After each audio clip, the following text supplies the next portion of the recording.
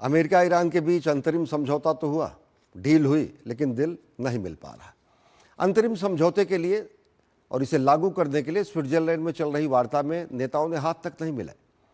फिर भी उम्मीद कायम है। अमेरिकी उपराष्ट्रपति जेडी वेंस और ईरान के संसदीय अध्यक्ष मोहम्मद बाकेर कालिबाफ के बीच चल रही प्रतिनिधिमंडल की स्तर की वार्ता में कई मुद्दों पर सकारात्मक प्रगति बताई जा रही है।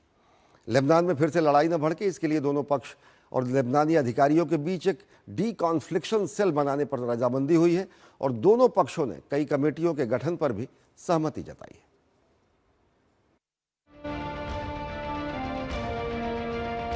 अंतरिम समझौते के बाद अमेरिका और ईरान के प्रतिनिधि 60 दिनों की वार्ता की पहली बैठक के लिए स्विट्जरलैंड में जुटे तो वहां छाया तनाव आगे की बातचीत की राह आसान नहीं होने के संकेत दे रहे थे। हाथ न मिलाने से लेकर तस्वीर न खिंचवाने तक मामला सामने आया, लेकिन अंत सुखद रहा तो दुनिया ने राहत की सांस ली।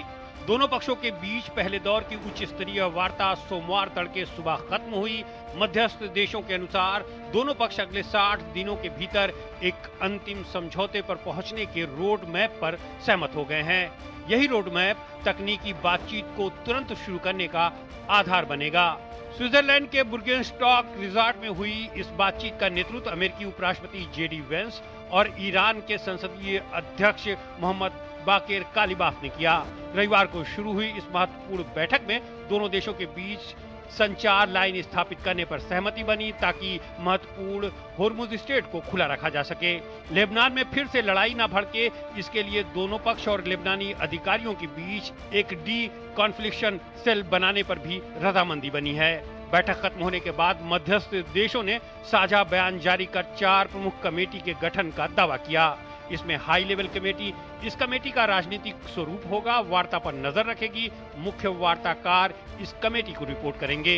लीड वर्किंग ग्रुप, ईरान के परमाणु कार्यक्रम और प्रतिबंधों पर यह ग्रुप काम करेगा।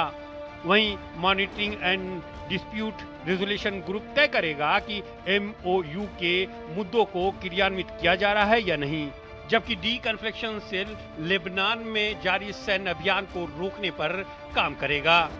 इस प्रगति के बाद ईरान के विदेश मंत्री अब्बास अराक्ची ने सोशल मीडिया पर बताया कि ईरान के तेल और पेट्रोलियम निर्यात को छूट दे दी गई है, नाकेबंदी हटा दी गई है और कुछ फ्रीज की गई संपत्तियां जारी कर दी गई हैं। ईरान के एक डेवलपमेंट प्लान पर भी चर्चा की गई है। हालांकि अमेरिकी अधिकारियों की तरफ से इस पर कोई प्रतिक्रिया अब तक नहीं आई है। वार्ता की शुरुआत में तब तनाव आ गया था जब अमेरिकी राष्ट्रपति डोनाल्ड ट्रंप द्वारा ईरान को दी गई धमकियों के विरोध में ईरानी प्रतिनिधिमंडल बैठक छोड़कर चला गया था। ट्रंप ने कहा था कि ईरान ने प्रॉक्सी को लेबनान में गड़बड़ी फैलाने से तुरंत नहीं रोका तो उस पर नए हमले किए जाएंगे। हालांकि मध्यस्थों के प्रयासों से बातचीत आगे बढ़ी, जिसके बाद एशिया के शेयर बाजारों में बढ़त देखी गई और कच्चे तेल की कीमतों में गिरावट आई है। उधर इजराइल दक्षिणी लेबनान में हमला करने से पीछे हटने को तैयार नहीं है, तो हिजबुल्लाह के रुख में भी कोई बदलाव होता दिखाई नहीं दे रहा है। तो सवाल यही है कि दोनों का रवैया कहीं शांति की नई रोशनी को फिर से आग में न तब्दील कर दे। और प्रोफेसर राहुल मिश्रा जी हमारे साथ जुड़े हुए हैं। राहुल मिश्रा जी, किस रूप में देखते हैं ल्यूसनबर्ग शिखर सम्मेलन? क्या ईरान को हासिल, क्या अमेरिका को हासिल? हाँ, दुनिया को हासिल की उम्मीद कायम है कि शांति बनी रहे। जी अश्विनी जी, बिल्कुल दुनिया को ये उम्मीद अभी भी है कि ईरान और अमेरिका एक समझौते का न सिर्फ एक समझौते को पे आएंगे, बल्कि 60 दिनों के अंदर एक लंबे दौर का एक लॉन्ग लास्टिंग उनके पास एक सोल्यूशन होगा इस समस्या का। फिलहाल मुझे लगता है जैसे ईरान ने, चाहे वो अरागची हो, चाहे वो उनके रिप्रेजेंटेटिव्स हों, उनको एक बात बहुत अच्छे से समझ में आ गई है कि अब जरूरत ईरान से ज्यादा अमेरिका को है इस शांति समझौते की। और उस शांति समझौते में ईरान अब चाहता है कि कितने ज्यादा से ज्यादा नेगोशिएशंस वो अपने पक्ष में कर सके। तो इसलिए हाथ ना मिलाना या फोटो सेशन में नहीं जाना, उसके पीछे मुझे लगता है कूटनीतिक वजह यही है कि वो लगातार दबाव बनाना चाहते हैं। खासतौर से जेडी वेंस के ऊपर ये दबाव है कि वो ट्रंप की हर बात को सही प्रूव कराना चाहते हैं, जो कि आसान नहीं है। तो इसलिए मुझे लगता है अमेरिका अब ज्यादा दबाव में है। और दूसरा पहलू बहुत महत्वपूर्ण ये है कि अब समय के साथ साथ अगर ईरान के साथ अमेरिका अब इस समझौते को पूरी तरीके से जमीनी हकीकत में बदलना चाहता है, तो अमेरिका और इजराइल के बीच में फासले बढ़ेंगे, क्योंकि इजराइल लेबनान, दक्षिण लेबनान में अटैक्स जारी रखना चाहता है। जी। हिजबुल्लाह के साथ उसकी समस्याएं हैं और ईरान के साथ भी हैं, और ये एक बहुत बड़ा मुद्दा है जिस पर शांति समझौते में एक बड़ी रुकावट आ सकती है, शांति समझौता फेल भी हो सकता है।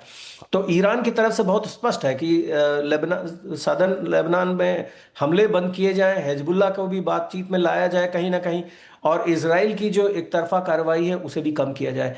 ये एक बहुत बड़ा मुद्दा है जिस पर इजराइल नहीं तैयार होगा। तो अभी भी मुझे लगता है शांति समझौते की जो जो उसकी क्रेडिबिलिटी है उस पर एक बड़ा सवाल है।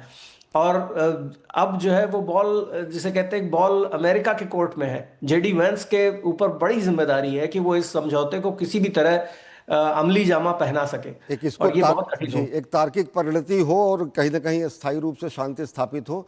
जिम्मेदारी दोनों देशों पर है, लेकिन कहीं ना कहीं जो रुख दिख रहा है अमेरिका का कि बीच में धमकी देना ट्रंप का और फिर आराघची का इस तरीके के बयान देना, तोला तोला मासा मासा आगे बढ़ते बढ़ते ये लोग शांति स्थापित करें, यही विश्व हित में भी है, पश्चिम एशिया के भी हित में। बहुत बहुत धन्यवाद राहुल मिश्र जी हमसे जुड़ने के लिए और विस्तार से अपनी बातें साझा करने के लिए।